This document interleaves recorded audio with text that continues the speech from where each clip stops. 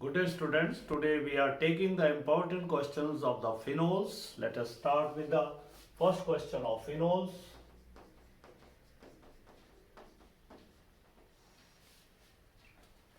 Now we are taking some special reactions of phenol. First of all, what is Kolb's reaction? Kolb reaction is used to prepare salicylic acid from sodium phenoxide.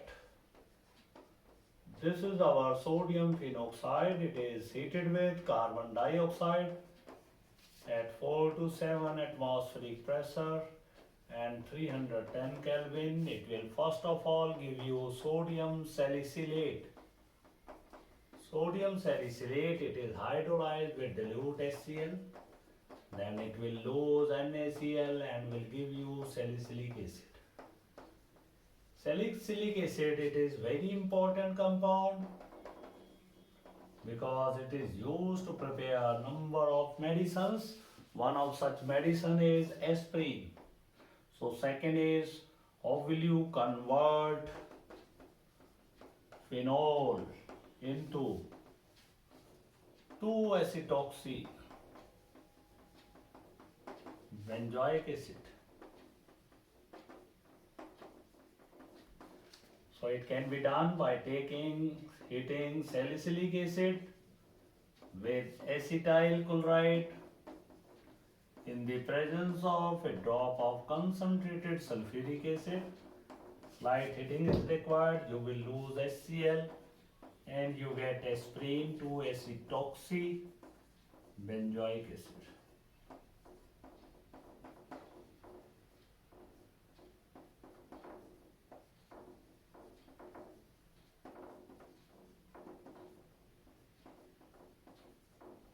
Salicylic acid is also used to prepare Salol, an intestinal antiseptic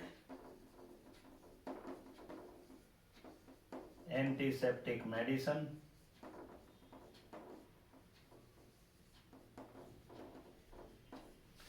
Now in this case, salicylic acid, it is treated with phenol. One, it will lose a water molecule and will give you Salol.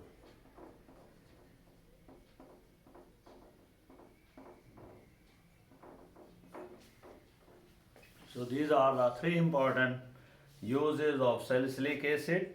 Then how can you convert the benzene disonium chloride into phenol? Benzene disonium chloride is a very important compound. As we know, it is used in the preparation of dyes.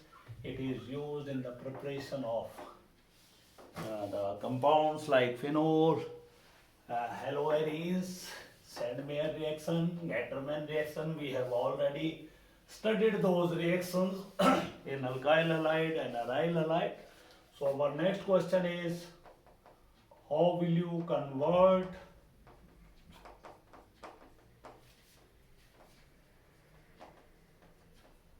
BDC, benzene disonium chloride, into phenol? So it can easily be converted taking benzene disonium chloride, heated it with water, boiled, you get phenol. Along with that you get HCl. Then we have fifth question, how can you get phenol?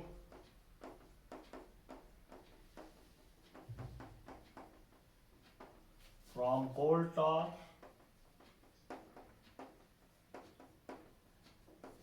As we know, coal tar is obtained by fractional distillation of petroleum.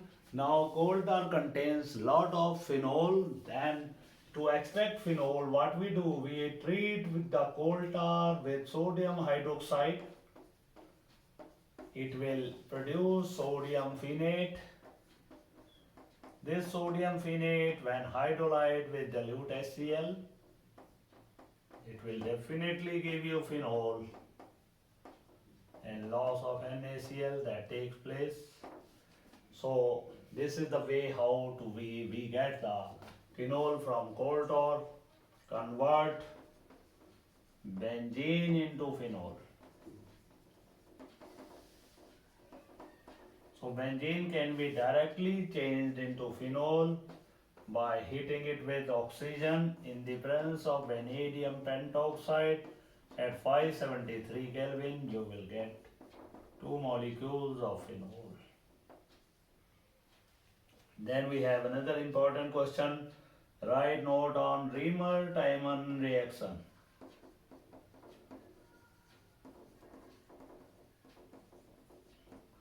Reamer-Tiemann reaction is the reaction of phenol with chloroform and NaOH or KOH can also be taken. They are heated at 343 Kelvin to give you salicylaldehydes. Along with that, you get 3 NaCl and you get 2 water here. In place of chloroform, if we take the carbon tetrachloride, then we take 4 NaOH molecules in this case, heated again at 343 Kelvin, we get salicylic acid. Along with that, 4 NaCl and 2 water is obtained. This is our salicylic acid. So this is the 7th important question of the phenols. Then we have another important question of phenols. We have already done one question why phenols are stronger acid than alcohols. So that has already been discussed. Now we come to the coupling reaction of phenols.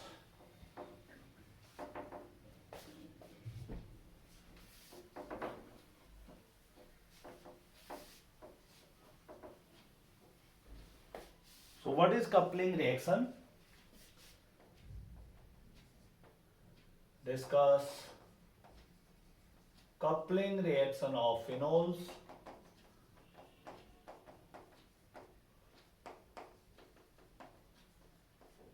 When benzene diazonium chloride, it is treated with phenol at a pH of around about 9 to 10 and 273 to 278 Kelvin, we get para-hydroxyazobenzene. This is called as para-hydroxyazobenzene. It is a orange color dye.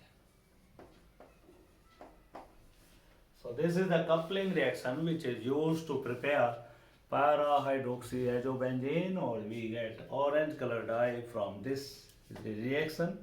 Then we have another important question. How will you convert phenol into phenolphthalein?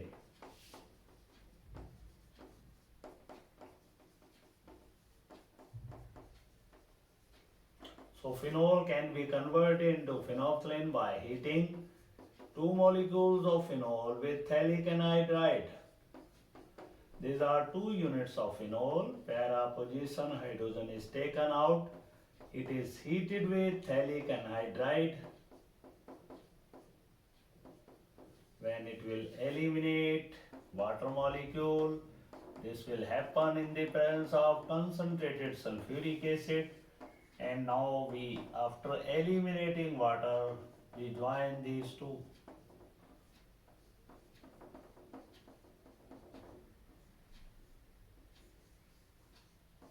This is called as phenolphthalein. This is also called as acid-base indicator. Used in the volumetric analysis where it produces pink color with the bases and it becomes colorless in the acidic solution. So phenolphthalein, conversion of phenol into phenolphthalein, it is a very important reaction, and it is often asked in the examinations. You must be ready with this reaction. Then Then we come to another important question. Convert phenol into a plastic product. What is that product? That is bakelite. Bakelite is a plastic product which is a condensation polymer of, you can say, copolymer of phenol as well as formaldehyde. So our next question is, convert phenol into bakelite. Bakelite is a plastic product. As we know, this bakelite is used in the preparation of electric switches. It is used in the preparation of combs, cassette covers, and then we have number of plastic items. So bakelite, it is how it is prepared. We treat phenol with formaldehyde in the concentrated NaOH solution. What happens? We get mixture of two products here, 2-hydroxybenzyl alcohol and 4-hydroxybenzyl alcohols they are obtained. If both of these they condense together by eliminating water molecule in the presence of OH ion, we get crossed bakelite. There are two varieties of different hydroxy derivative of benzyl alcohol. They combine by eliminating a molecule of water.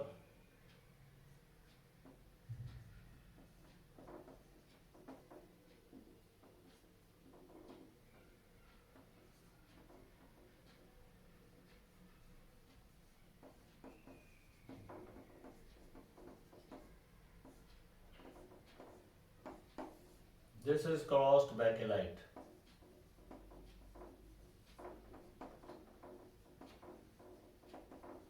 Because here this is our orthoisomer, this is also a orthoisomer. Now para-isomer comes cross to the para-isomer. Since here two isomer they are present close to each other, present to the para in a cross position, ortho present to ortho in the cross position. So this is crossed bakelite. It is used in preparation of large number of plastic products. Then we have, how will you convert phenol into, 11th question is, convert phenol into this reaction. Bakelite reaction is also called as Lederer-Banach reaction. You must know its the name by the name of the scientist. Convert phenol into methyl salicylate.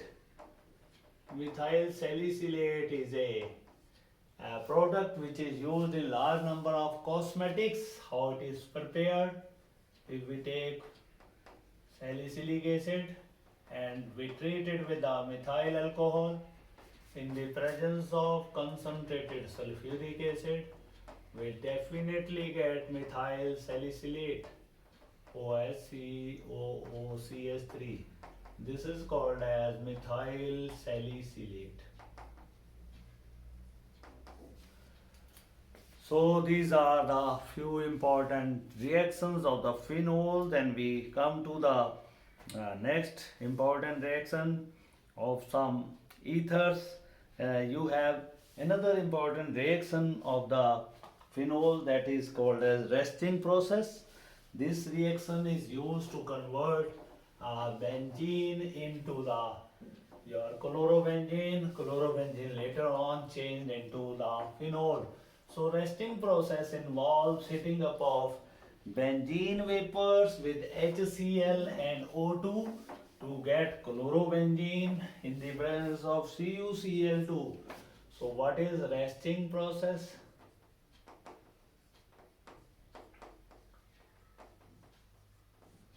We take benzene, we take HCl, O2, heat it in the presence of CuCl2, we get two molecules of chlorobenzene, two water is lost here. It is treated with water in the presence of SiO2 at 773 Kelvin to get phenol from chlorobenzene. This is another important reactions of the phenols. Then we have few more questions. What is power alcohol? Power alcohol, as we know, it is a mixture of alcohol and petrol in the ratio of 1:4, which is used to generate power in the vehicles. That's why it is called as power alcohol. Then we have what is absolute alcohol. 100% pure alcohol is called as absolute alcohol. And then we have what is methylated spirit. Methylated spirit is the spirit containing large quantity containing some quantity of methyl alcohol and pyridine.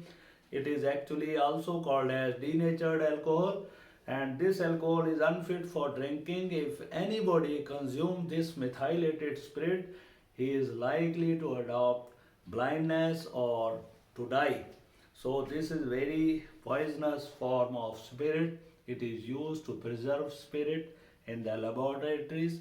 Then what are alcoholic beverages? These are the liquors which contain alcohol as an intoxicating agent. That's why they are called as alcoholic beverages. Then we have the some important questions of the ethers. Now what are ethers? As we know, they are the derivatives of your alcohols having general formula ROR. If R is equal to R dash, it is called as simple ether. If R is not equal to R dash, it is called as mixed ether. First important question in this case is why tertiary alkyl halides are not used to prepare ethers in Williamson synthesis.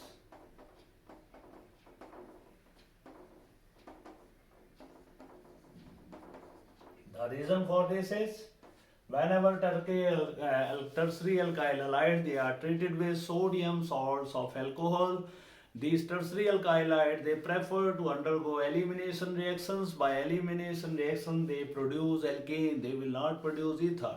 So in place of taking tertiary alkyl halide, we use generally tertiary sodium salts of tertiary alcohols during Williamson synthesis, and alkyl halide, primary alkyl halide, they are heated with this in Williamson synthesis. This is warm, slightly heated. You will get the tertiary alkyl group containing ether.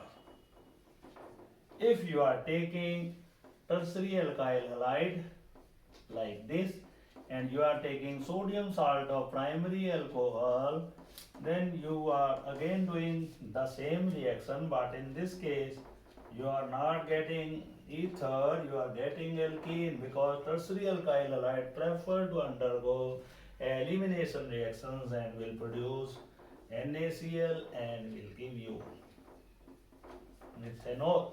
So tertiary alkyl halides they cannot be used to prepare ethers during this reaction.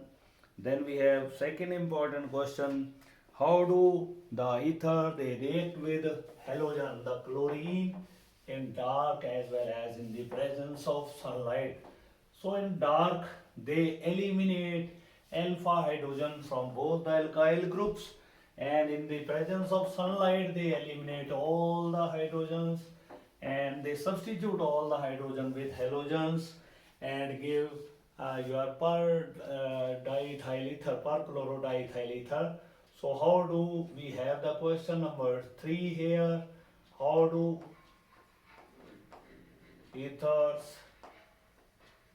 react with Cl2 in dark and in sunlight? So first of all we are taking reaction in dark. This is our diethyl ether heated with Cl2 in dark. We eliminate HCl here, we get alpha chloro.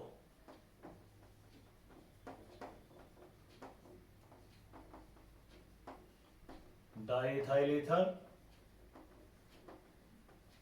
It is again treated with Cl2 in dark.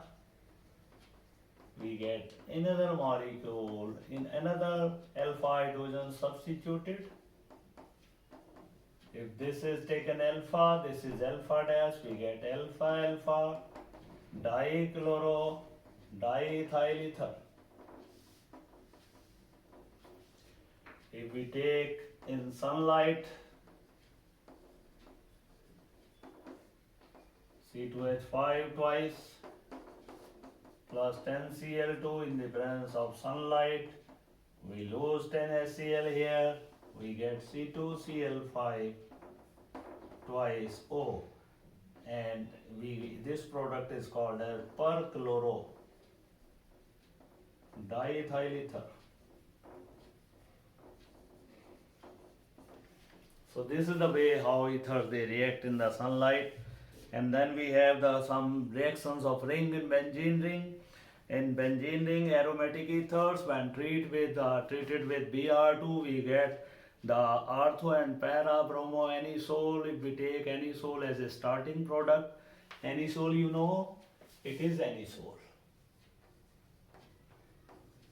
Then we have phenidol. Phenidol is OC2H5 in the benzene ring. If you treat these two compounds separately with bromine, aqueous bromine in the presence of FeBr3, you are likely to get orthobromoanisole or orthobromophenitol. If you treat anisole or phenitol with concentrated nitric acid, likely to get the ortho and para product again. Similarly, during sulfonation, you again get ortho and para sulfoanisole products. Then what happens when ethers they are ignited? If ethers are ignited, ignition of ether.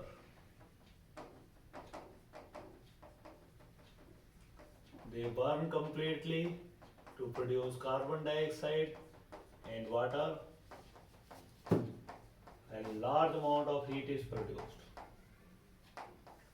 This is ignition of ethers.